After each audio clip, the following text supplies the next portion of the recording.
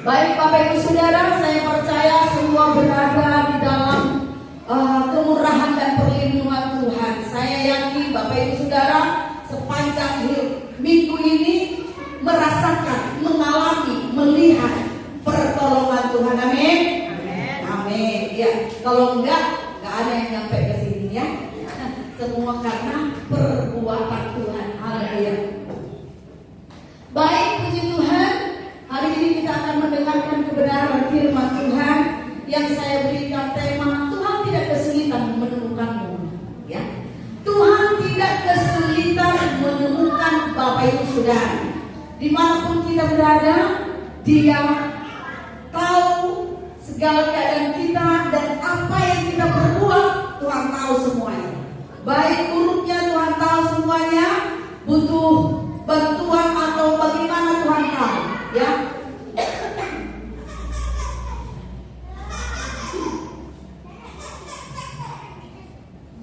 Baik, Bapak Ibu, kita melihat dunia ini sudah semakin mengkhawatirkan.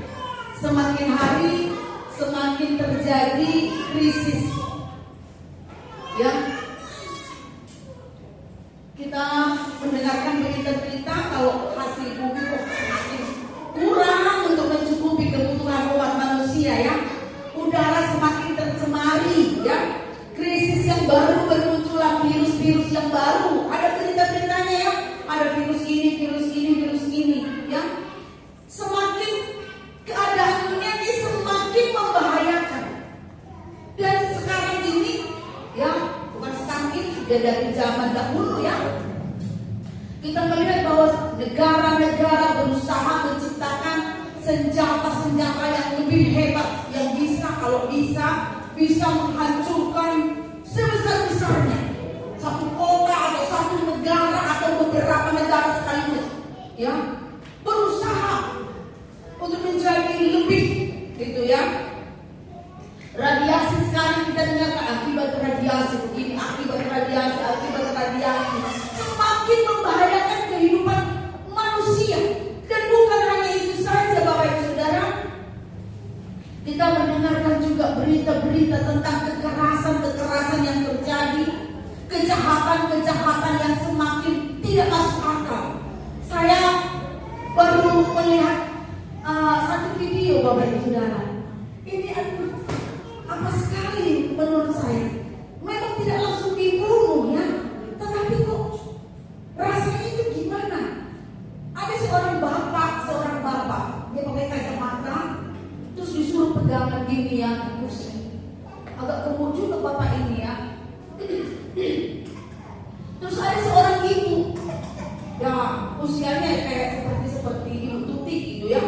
Nah, lalu celana pendek ini bapak ya, dibuka celananya itu, maaf ya bapak ibu, dibuka terus dia pegang alat pukul yang besar loh. Dipukuli, tidak diikat loh. Bapak itu cuma menahan rasa sakit yang luar biasa sampai maaf ya belakangnya itu udah seperti berdarah-darah. Oh sampai seperti ini hati manusia, gitu ya. Kita yang melihat itu kok kayaknya hati kita miris gitu. Dan itu bukan hanya satu kejadian, banyak sekali kejadian seperti itu. Karena bukan hanya bapak-bapak yang melakukan, ibu-ibu juga melakukan. Anak-anak sekarang kita lihat anak-anak sekolah, aduh, kejam-kejamnya membuli teman-temannya, ya kan? Di mana hati? Ini kan terlihat semakin jahatnya manusia. Semakin terang-terangan berbuat dosa. Ya, kita lihat sekarang menjadi bahan konten, ya kan? Melahirkan tanpa menikah, tapi hidup bersama. Tidak melakukan pernikahan, tapi itu menjadi konten yang menghasilkan uang. Melahirkan tanpa ingin menikah, hanya bayi tabungnya. Jadi semakin aneh-aneh tindakan manusia sekarang ini. Dan itu menjadi sesuatu yang biasa. Di media sosial itu banyak dipertontonkan. Sekarang ini yang baru kita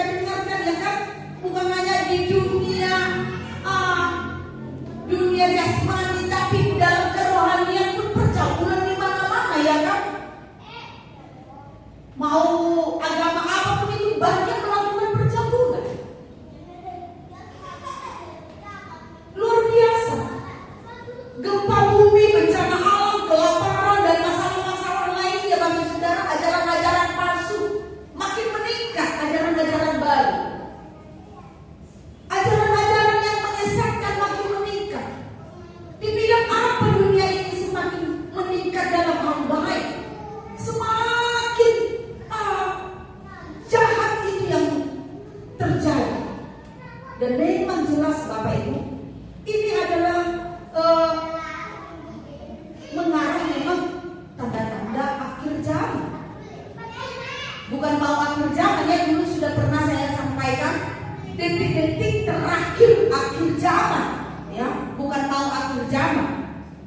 Akhir zaman sudah lama berjalan dari dulu, tapi menjelang hari-hari terakhirnya akhir zaman Bapak Ibu. Dan saya percaya semua yang ada di tempat ini, semua orang menyadari bahwa keadaan dunia ini sudah semakin jahat, semakin kehilangan hati nurani, semakin kehilangan kasih, dan bahkan Bapak Ibu, iman pun tidak tertinggal, semakin merosot, bahkan benar-benar hilang, ya, nggak ketinggalan juga itu. Apakah kondisi ini Bapak Saudara bisa dikatakan sama dengan kondisi pada zaman Nuh? Ya, di mana pada zaman Nuh sampai Tuhan bukan ingin, tetapi melaksanakan penghukuman yang membinasakan semua, bukan setengah, bukan sepertiga atau 3/4, tetapi semua mau dibinasakan, dilenyapkan semuanya. Seluruh manusia, bukan di satu bangsa, tapi di seluruh bumi Bapak Ibu. Wah, ternyata penghukuman Tuhan ya, satu hukuman bisa menyelesaikan seluruh bumi gitu ya, bukan hanya satu kota, satu daerah gitu ya. Mari kita lihat pada saat ini, apakah kondisi sekarang ini sudah seperti pada zaman Nuh? Mari kita lihat apa yang terjadi pada zaman Nuh sehingga Tuhan harus atau melaksanakan penghukuman yang begitu tidak ada lagi duanya ya, semua dilenyapkan. Mari kita baca dalam Kejadian 6 ayat 1 sampai 8. Kejadian 6 ayat 1 sampai 8.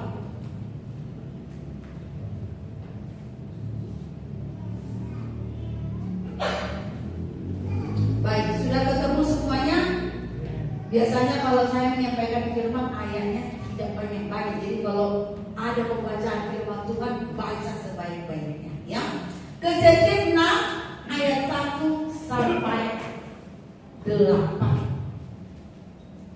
Baik, Bapak Ibu Saudara, saya akan baca ayat yang pertama, Bapak Ibu Saudara, ayat yang kedua, demikian sampai selesai. Kejahatan manusia. Ketika manusia itu mulai bertambah banyak jumlahnya di muka bumi, dan bagi mereka lahir anak-anak perempuan.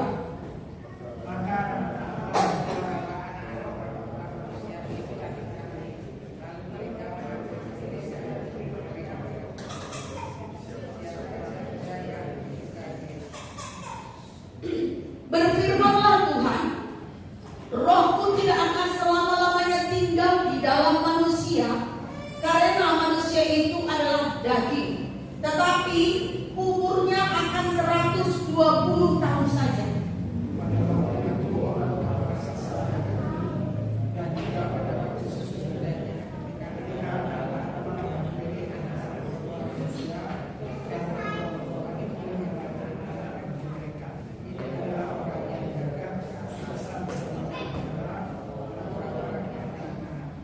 Ketika dilihat Tuhan bahwa kejahatan manusia besar di bumi dan bahwa segala kecenderungan hati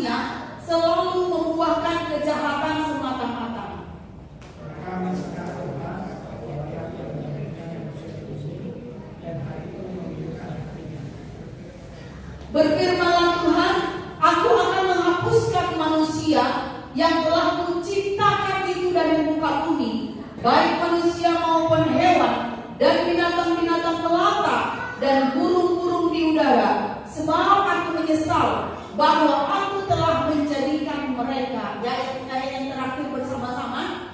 Tetapi Nuh mendapat kasih karunia di mata Tuhan.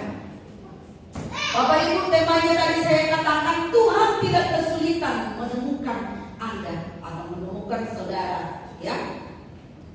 Dalam Kejadian 6 ini ayat 1 sampai 8 kita menemukan bahwa adanya perbuatan manusia yang mendukakan hati Tuhan, yang membuat hati Tuhan begitu terluka, begitu sedih. Apa itu Bapak Ibu Saudara? Dalam ayat 5, perhatikan di sana dikatakan ketika dilihat Tuhan bahwa kejahatan manusia besar di bumi dan bahwa segala kecenderungan hatinya selalu membuahkan kejahatan semata-mata. Selalu kecenderungan hati manusia itu bukan kadang-kadang, selalu bau-bau kejahatan. Ya.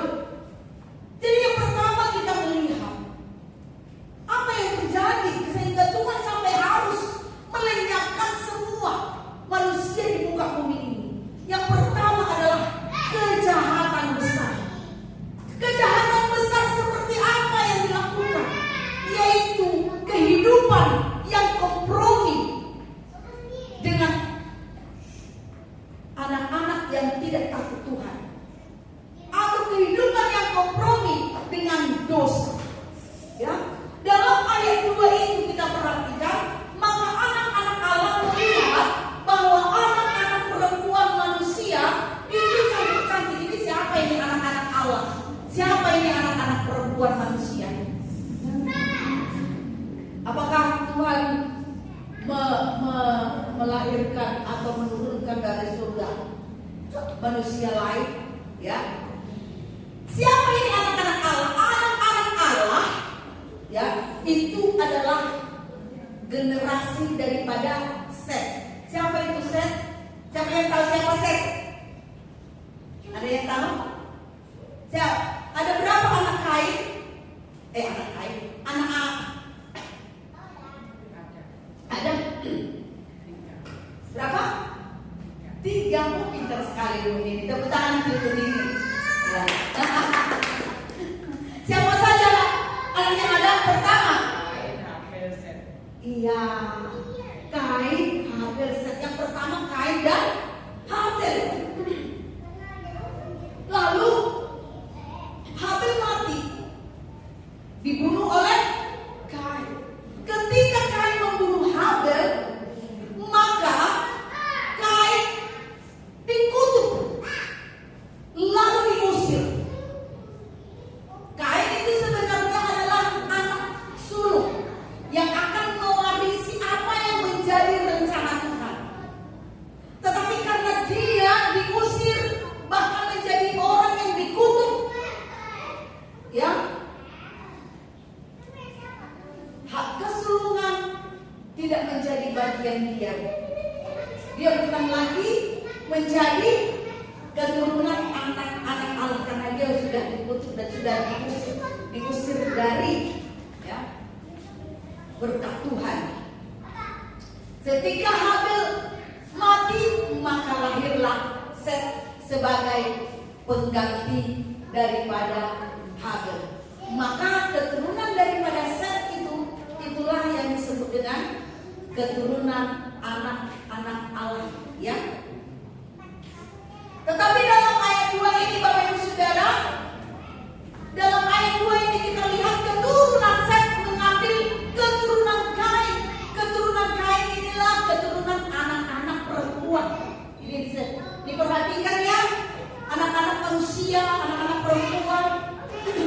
Tetapi anak-anak Allah memperistri anak-anak manusia, anak keturunan Set memperistri ke anak keturunan Kain. Anak-anak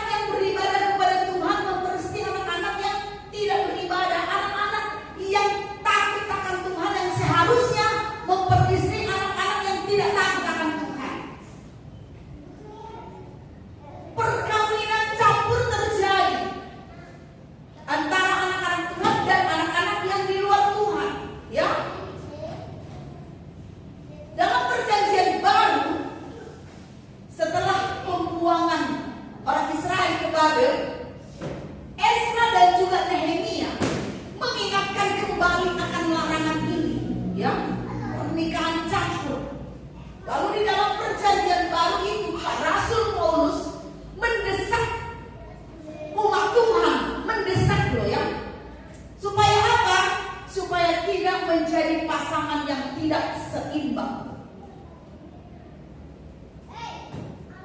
Tapi yang mau saya sampaikan di sini, ya bukan hanya secara pernikahan atau perkawinan campur, tapi kehidupan yang kompromi.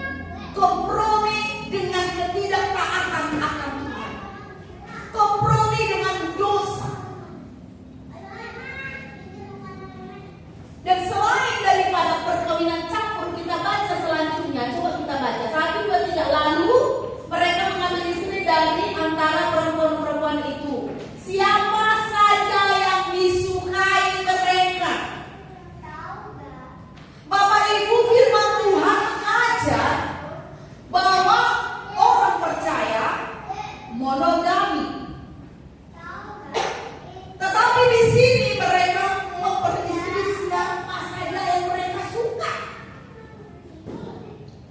Terjadi poligami. Artinya kehidupan yang semakin bebas.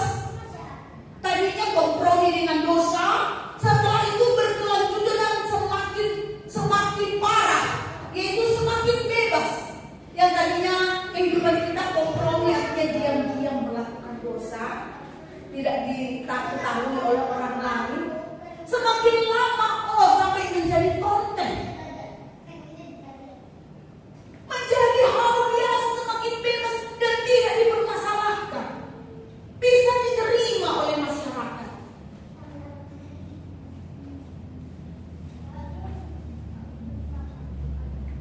Perkawinan ini atau perkawinan campur atau bebas, kehidupan yang melanggar batas firman Tuhan, ya, menghasilkan generasi yang tidak murni lagi takut akan Tuhan. Generasinya semakin terbiasa hidup dengan dosa. Ya kan, kalau udah dilihat dosa itu hal biasa, keturunan pun melihat hal itu kan biasa juga. Sama dengan kehidupan sekarang dengan zaman dahulu. Kalau zaman dahulu, ya Tuhanku, anak-anak itu mana ada yang tidak hormat sama orang tua. Mungkin ada tapi jarang ya. Tapi kalau sekarang luar biasa.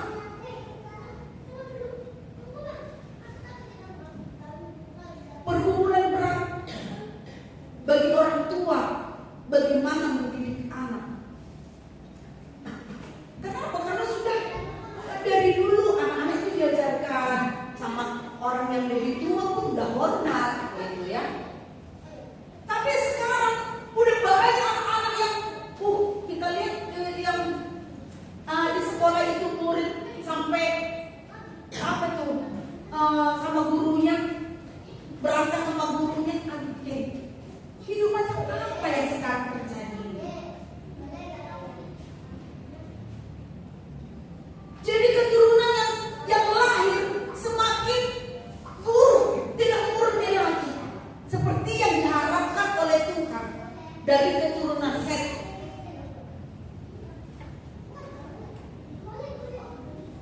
Keturunan Kain, Bapak Ibu Saudara, yang dikutuk dan diusir itu, mereka sudah melahirkan keturunan yang berbeda-beda juga. Itulah sebabnya di sana kita baca dikatakan dalam ayat berapa itu yang ada raksasanya?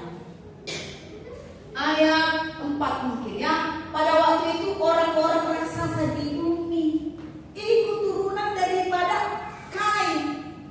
Keturunan yang dikutuk itu melahirkan keturunan-keturunan yang aneh-aneh juga. Lahir raksasa kan gitu. Nah, sekarang keturunan Set, anak-anak Tuhan menikahi keturunan-keturunan seperti ini yang sudah berbeda-beda daripada apa yang seharusnya. Jadi akibat dosa itu ada perubahan dalam generasi juga ya. Sehingga Bapak Ibu Saudara, semakin meluaslah kejahatan, semakin merajalela kejahatan. Orang-orang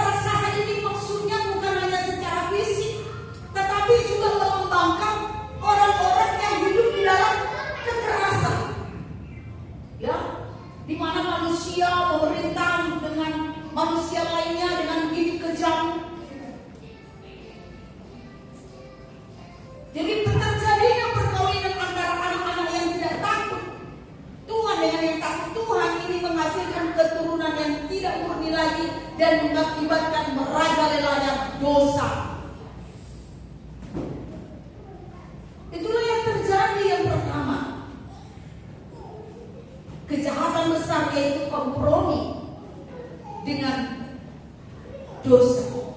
Kompromi dengan kehidupan sebagai orang yang tidak takut akan Tuhan. Menjadi sama. Anak yang harusnya takut akan Tuhan kok bisa sama dengan anak yang tidak takut akan Tuhan. Kemudian yang kedua, kita perhatikan dalam ayat 5 itu dikatakan di sana, segala kecenderungan hatinya selalu, kecenderungan hatinya selalu membuahkan kejahatan.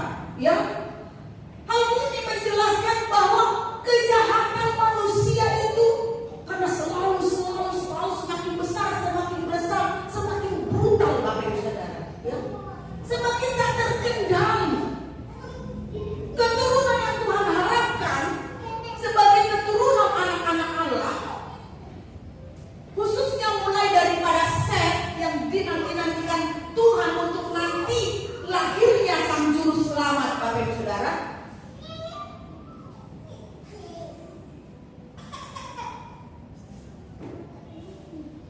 menjadi sulit ditemukan karena semua manusia hatinya cenderung untuk melakukan dosa, baik itu anak Tuhan maupun yang bukan anak Tuhan, sama hatinya, sama-sama keinginannya itu dosa, Bapak Saudara.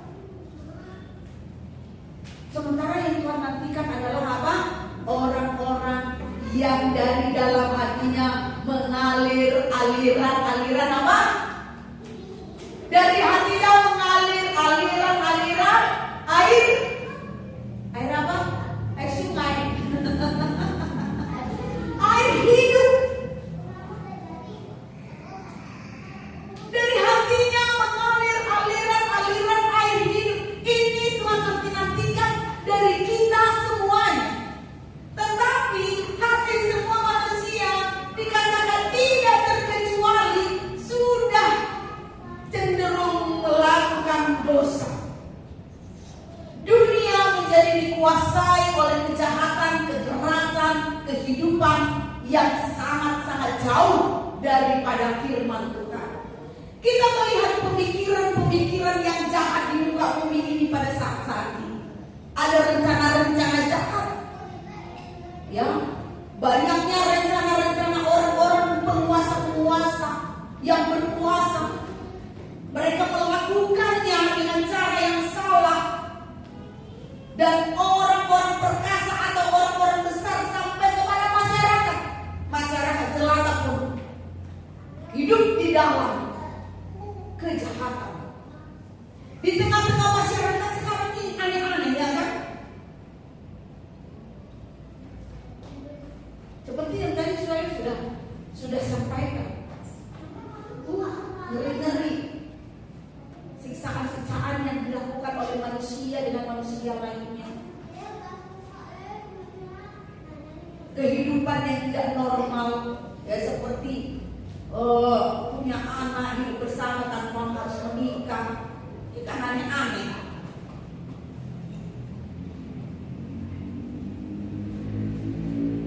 Dan tidak ketinggalan berita sekarang ini dalam kerohanian banyak sekali, ya, dosa. Semua kejahatan yang terjadi, Bapak Ibu Saudara, saat di muka bumi ini adalah tindakan-tindakan yang tidak memperdulikan firman Tuhan, tidak memperhatikan firman Tuhan, mengabaikan kebenaran.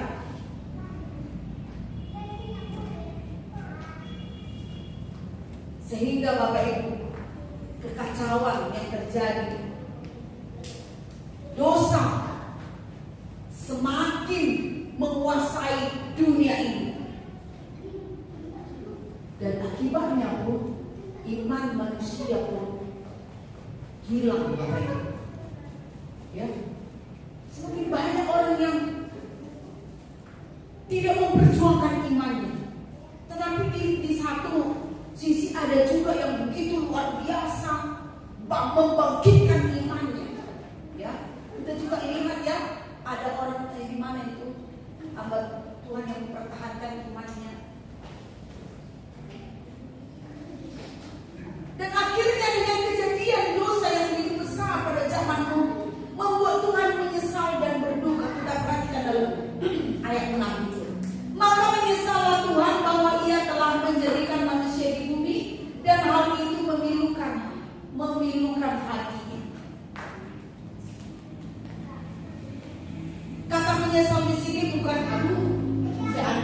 tidak bikin manusia, bukan itu ya.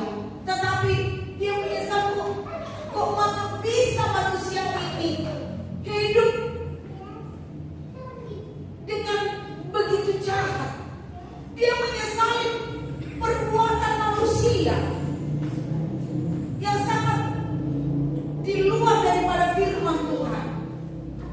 Membuat Tuhan menyesal dan berduka dengan luar biasa melihat manusia-manusia yang tidak mendukung. Mereka tidak mendukung rencana Tuhan. Ini kan orang-orang yang tidak mendukung rencana Tuhan. Karena Tuhan ingin melahirkan sang juru selamat. Sejak Adam dan Hawa jatuh di dalam dosa, Tuhan punya rencana untuk melahirkan sang juru selamat. Loh, ini manusia yang lain, kok semuanya hidup di dalam kecemaran. Mau dari mana dikeluarkan nanti sang juru selamat ini? Jadi kehidupan manusia tidak mendukung rencana Tuhan, tidak mendukung pekerjaan Tuhan. Bahkan malah justru hidupnya berusaha menghentikan yang namanya rencana Tuhan. Kehidupan manusia membahayakan rencana Tuhan, Bapak Saudara. Tetapi luar biasa. Saya bilang ini adalah sesuatu yang kemustahilan. Di antara seluruh penduduk muka bumi, Allah bisa menemukan satu orang yang masih bergaul dengan Allah. Di antara seluruh penduduk dunia, Tuhan bisa menemukan satu orang yang bergaul dengan Tuhan. Di antara seluruh penduduk bumi yang hidup dalam kekerasan, kesombongan,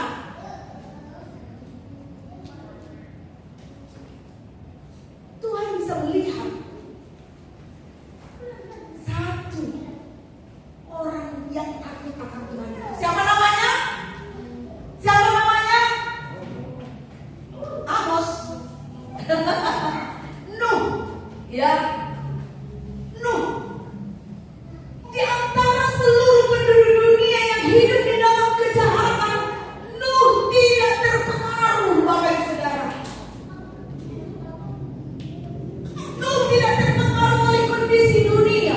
Nuh tidak bisa diajak kompromi oleh sesatnya dunia.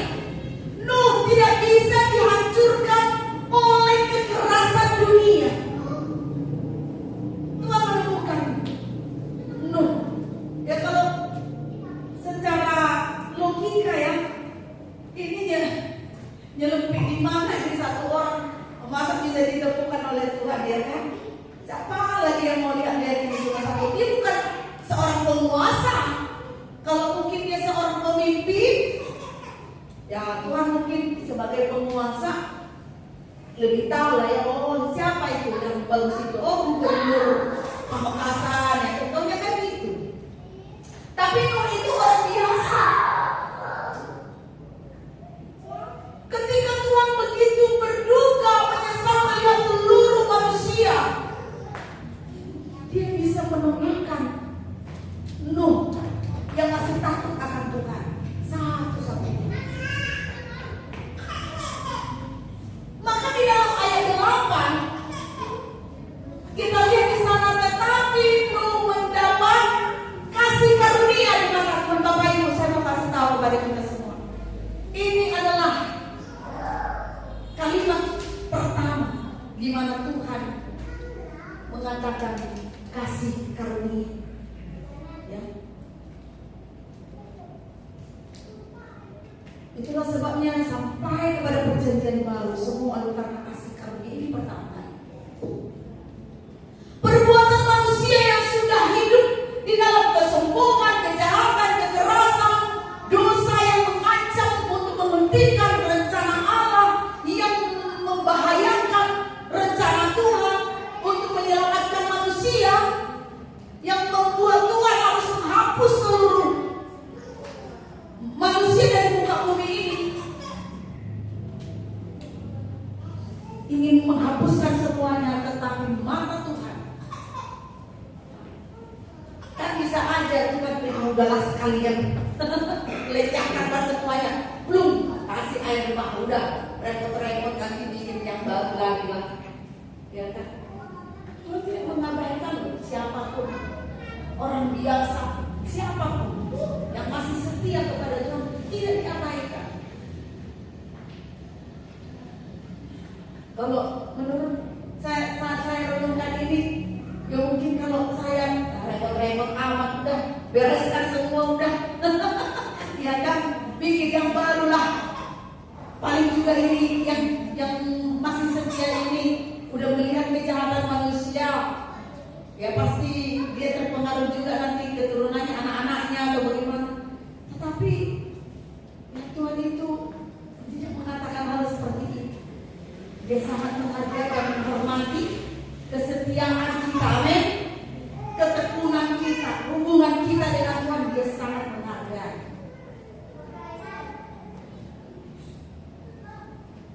Nuh tidak luput dari pandangan Tuhan, bahkan dialah yang mendapat kasih karunia.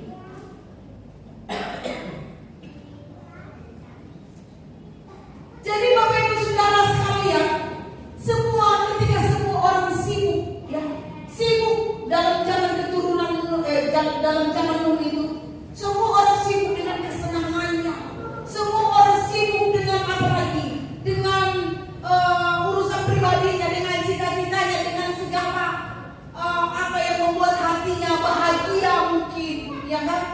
Segala keegoisannya, kekerasannya,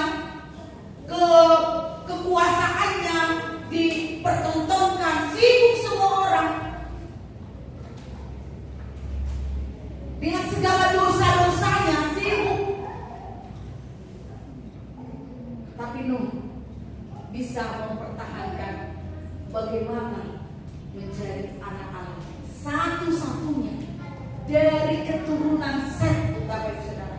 Kita perhatikan dalam ayat 1, dikatakan saat ketika manusia itu mulai bertambah banyak jumlahnya. Jadi manusia begitu banyak, baik keturunan Set, keturunan Kain. Tapi bisa tinggal loh satu dari keturunan yang begitu banyak, cuma tinggal satu yang masih takut akan Tuhan. Tuhan tidak kesulitan, makanya judulnya saya tulis, Tuhan tidak kesulitan menemukan Anda yang masih setia mencari Tuhan. Tuhan tidak kesulitan menemukan Anda yang masih setia melayani Tuhan, yang masih setia mendukung rencana Tuhan, mendukung kehendak Tuhan di dalam kehidupan Bapak Ibu Saudara, kehidupan pribadi Bapak Ibu Saudara, kehidupan keluarga saudara, rencana Tuhan di dalam pelayanan saudara, dalam gereja saudara, dalam bangsa saudara. Tuhan tidak kesulitan menemukan Anda yang masih berusaha, yang masih berjuang untuk setia kepada Tuhan, amin. Jadi walaupun kita ada di tengah-tengah orang-orang yang kita lihat, contohnya kelompok ini semuanya kok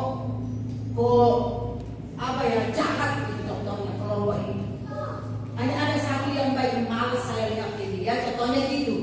Saya lihat kesininya tidak, tapi satu orang pun Tuhan itu begitu matanya tajam melihat apa yang kita perbuat, apa yang kita kerjakan. Dia tahu semuanya.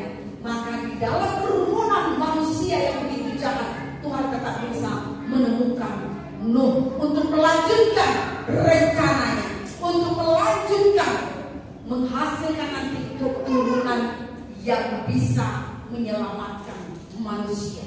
Tetapi hanya melihat kesetiaan saja kepada Tuhan, karya Tuhan yang dahsyat masih bisa dikerjakan. Coba kalau Nuh dibinasakan, iya kan? Bagaimana melanjutkan rencana Tuhan? Jadi Bapak Ibu Saudara, seperti apapun kondisi di dalam keluarga kita, ya, seburuk apapun kondisi dalam keluarga kita, dalam usaha kita, dalam gereja kita, dalam kota kita, dalam bangsa kita, selama masih ada orang yang mencari Tuhan, walaupun itu hanya Anda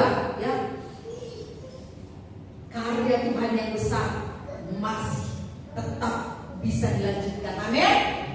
Amin. Jadi jangan berputus asa cuma aku aja, yang lain loh pada nggak mendukung. Mata Tuhan tertuju kepada Anda yang fokus kepada Tuhan, yang bergaul dengan Tuhan. Tuhan tidak menutup matanya akan semua yang kita lakukan untuk Tuhan. Amin. Haleluya. Bapak Ibu Saudara, hari ini saya mau mengajak kita semua dalam akhir-akhir zaman ini yang semakin jahat, ya, yang semakin aneh-aneh perbuatannya. Mari janganlah kita berada di dalam posisi seperti pada zaman Nuh, yaitu orang-orang yang kompromi dengan kehidupan orang-orang yang tidak takut akan Tuhan. Janganlah kehidupan kita menjadi sama dengan orang-orang yang tidak takut akan Tuhan. Terlalu bebas, ya, terlalu bebas dalam melakukan hal yang salah, menjadi suatu kebiasaan.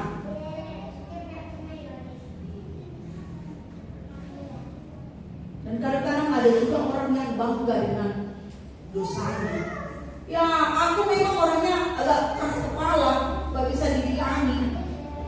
Nah kan harusnya kalau kita tahu, ya tolong doakan saya, karena saya sekarang ini masih berjuang untuk menyelesaikan masalah keras kepala saya. Tapi kadang-kadang orang mengatakan itu untuk memberitahukan, ya memang saya begini orangnya. Artinya dia mempertahankan gitu. Jadi janganlah kita berada dalam posisi seperti keturunan Set, anak yang harusnya takut akan Tuhan, tetapi menjadi sama dengan keturunan orang-orang yang dikutuk dan diusir oleh Tuhan dari berkat Tuhan.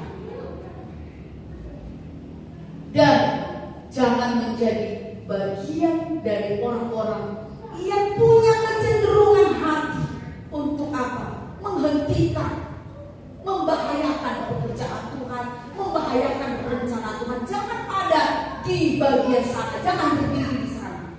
Tetapi milikilah hati yang diharapkan oleh Tuhan, yaitu apa yang Tuhan tadi yang saya katakan, yang dari dalam hatinya mengalir aliran air hidup. Berikan kemuliaan kepada Tuhan. Bagaimana caranya? Satu kalimat terakhir. Bagaimana caranya? Karena mungkin tanpa diketahui semua orang bahwa saya ini berada di posisi keturunan Set, ya. Saya seorang yang beribadah, saya seorang yang pelayan juga, saya seorang hamba Tuhan, tapi saya masih kompromi dengan dosa, masih kompromi. Hidup saya tidak ada bedanya dengan orang dunia. Mungkin kita berkata seperti itu. Sekarang bagaimana caranya? Tuhan masih memberikan kesempatan bagi kita untuk kita memperbaiki kehidupan kita. Nanti kita akan melaksanakan ibadah kenaikan Tuhan Yesus. Hari apa itu? Hari Kamis. Setelah itu kita akan melaksanakan doa 10 malam. Saya mengajak seluruh jemaat Tuhan untuk apa? Untuk menggunakan kesempatan ini dengan maksimal untuk membangun diri kita, memiliki kebiasaan bergaul dengan Tuhan. Amin. Kita pakai kesempatan ini menjadi cara bagi kita untuk membiasakan diri kita bergaul dengan Tuhan. Bapak Ibu Saudara, berdoa dengan bersama dengan saudara seiman itu apa ya? Lebih membangun gitu.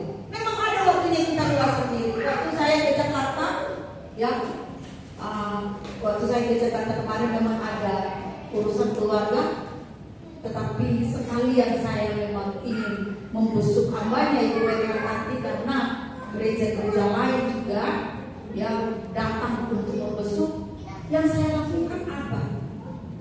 Saya datang ke kamar Ibu Mercy itu setiap ada kesempatannya. Saya menawarkan diri. Bagaimana kalau kita doa bersama? Oh iya, baik Tiara. Saya ajak doa bersama saya. Apa yang seorang hamba Tuhan yang paling senior di GBAP, dia bisa berkata, beliau bisa berkata apa? Wah, kalau memang kita doa bersama itu beda ya Tiara. Rasanya itu beda. Ya. Kalau kita memang sama-sama sungguh-sungguh, sama-sama rindu berdoa kepada Tuhan, itu pasti ada rasa yang beda. Jadi ketika kita datang Bapak Ibu Saudara untuk berdoa, jangan berpikir seperti ini, aku datang untuk mengalami kuasa Tuhan atau dijamah oleh Tuhan. Tetapi dari diri kita itu harus ada kerinduan, aku datang untuk bertemu dengan Tuhan. Karena kalau kita datang dengan tujuan sesuatu, memang itu bagus. Supaya aku mengalami kuasa Tuhan itu pasti akan terjadi. Tapi kalau itu tujuan utama kita, maka kita cenderung kecewa. Kenapa? Karena kemungkinan kuasa yang kita harapkan, lawatan yang kita harapkan tidak terjadi saat itu. Kalau semua menanti-nantikan yang seperti itu, lalu siapa yang akan membangun? Maka ketika kita datang, kita pastikan diri kita, aku datang untuk bertemu dengan Tuhan. Jadi kalau semua datang untuk bertemu dengan Tuhan, maka semua pasti serius kepada Tuhan. Ketika semua sungguh-sungguh datang kepada Tuhan, maka tidak akan lewat kuasa Tuhan mengalir. Amin. Amin. Iya, jadi tidak ada tuntutan kepada siapa.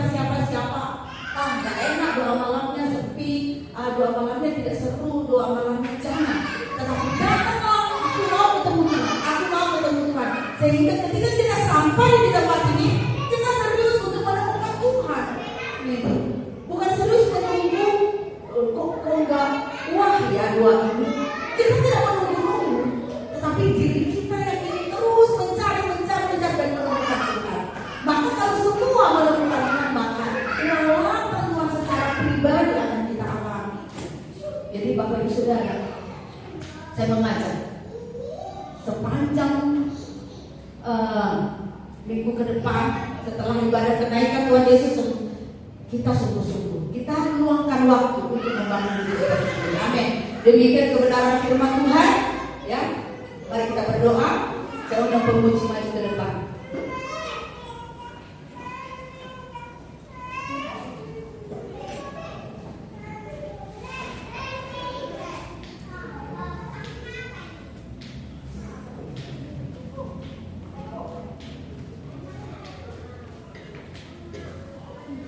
Haleluya. Terima kasih Tuhan.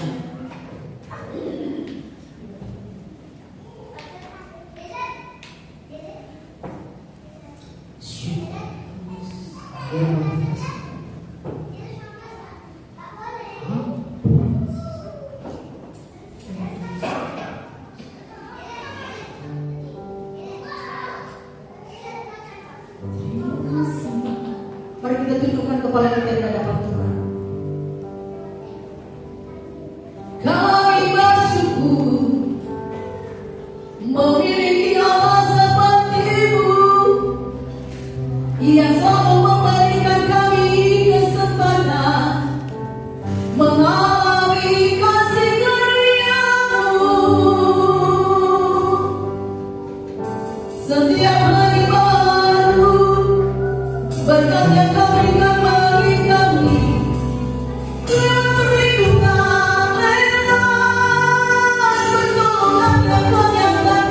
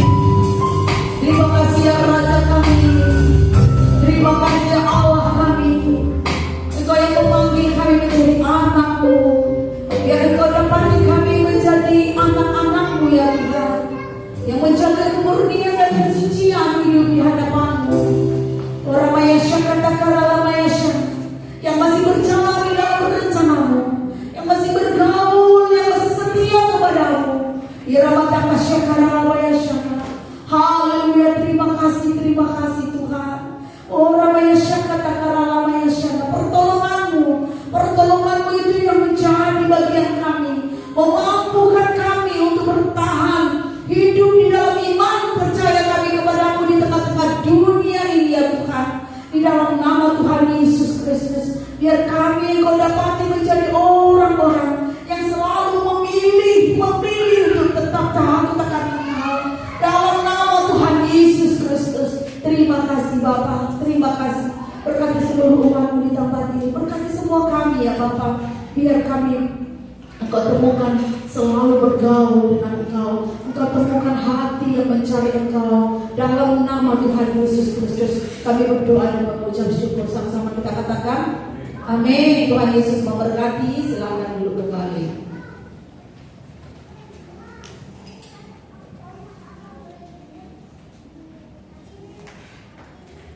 Terima kasih untuk Ibu yang sudah menyampaikan Tuhan. Kita sama dikatakan kesempatan.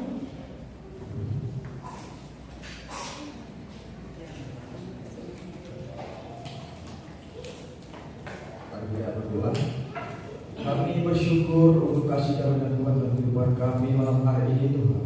Kegunaan firman-Mu yang Tuhan telah sampaikan dan terus setiap kami. Bila firman-Mu menjadi rema, menjadi benih yang baik untuk bertabur dalam setiap hati kami yang paling subur. Dan Tuhan Kudus memegang setiap kami menjadi belang-belang firman-Mu. Sebentar kami akan berikan persembahan, Tuhan Kudus akan sucikan persembahan ini Bapa, supaya boleh berguna bagi kemuliaan Tuhan. Terima kasih Tuhan, berkati setiap anak-anak-Mu yang sudah memberikan persembahan. Kami percaya Tuhan kembali berjaga. Di dalam nama Yesus Kristus kami memberikan yang terbaik di dalam nama Yesus. Haleluya. Amin.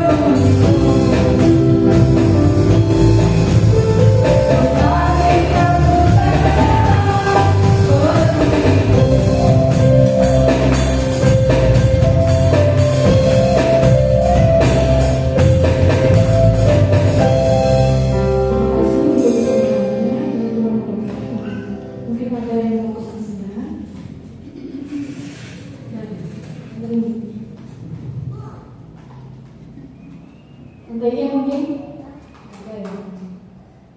untuk pengumuman ponsel hari Kamis jam 7 malam. Oh maaf, Kamis ada ibadah kebangkitan yang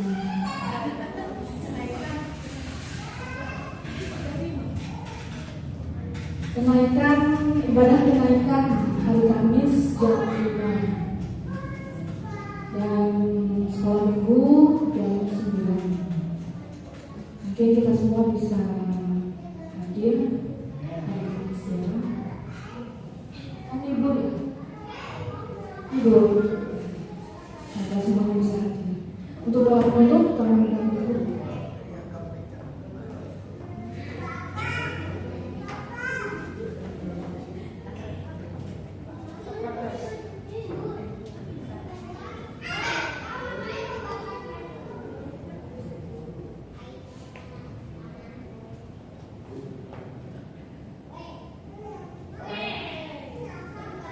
Baik, puji Tuhan. Sekali lagi saya mengingatkan kepada kita semua, hari Kamis jam 17 kita akan beribadah di tempat ini, ibadah perayaan kenaikan Tuhan Yesus. Dan selanjutnya setiap hari besoknya mulai dari hari Jumatnya kita akan melaksanakan doa 10 malam di tempat ini yang dilaksanakan mulai dari jam 7 malam atau jam 19 sampai jam 20, jadi hanya 1 jam saja Bapak Ibu Saudara. Mari kita siapkan kehidupan kita, siapkan hati kita sungguh-sungguh datang kepada Tuhan. Saya percaya ketika kita datang kepada Tuhan tidak akan sia-sia. Amin. Mari kita bangkit berdiri, kita akan berdoa bersama. Haleluya. Terima kasih. Terima kasih Yesus sebab Kau besar. Mari kita angkat suara kita muliakan Allah kita. Haleluya. Sebab Kau besar, perbuatanmu ajaib, tiada seperti Engkau, tiada seperti Engkau. Sebab Kau besar, perbuatanmu ajaib, tiada seperti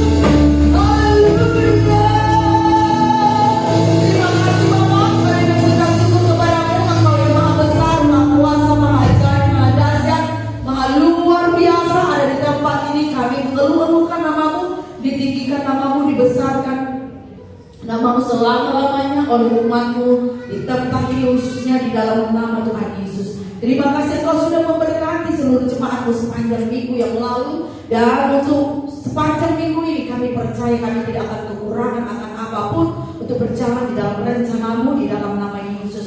Engkau telah menyediakan berkat yang terbaru bagi kami semuanya, yang baru pertama kali kami mendengarkan kesaksian dari setiap kehidupan umat-Mu di tempat ini akan terjadi sepanjang minggu ini dalam nama Tuhan Yesus. Terima kasih Bapak, kami mengucap syukur kepada-Mu. Haleluya. Bapak Ibu Saudara, saat ini saya mengajak kita semua untuk berdoa untuk saudara kekasih kita, Ibu Wina, saudara ipar daripada Ibu Evi ya, yang besok akan operasi di room kaset di Surabaya ya.